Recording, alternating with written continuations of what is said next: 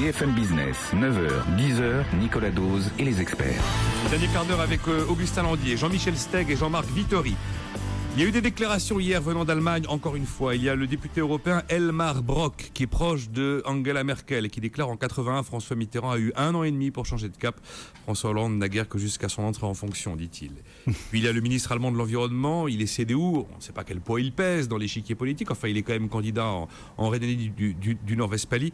L'argent du contribuable allemand n'est pas là pour payer les promesses de campagne de François Hollande. Et encore cette déclaration du numéro 2 de la CDU, nous avons parlé de beaucoup de choses, nous pouvons parler de beaucoup de choses dans le but de stimuler la croissance, à la condition que le pacte fiscal soit respecté et que les politiques budgétaires soient assainies dans tous les pays.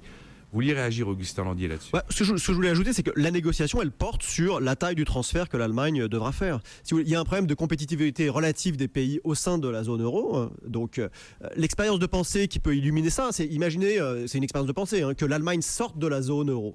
Mécaniquement, l'euro sans l'Allemagne perdrait en valeur et on retrouverait mécaniquement de la compétitivité. Donc, la question, c'est comment synthétiser un petit peu cet ajustement relatif des compétitivités de l'Allemagne vis-à-vis du reste de l'Europe. Et donc, c'est là que des décisions allemandes sont attendues, si vous voulez, pour que on peut pas faire tout le chemin de manière dissymétrique.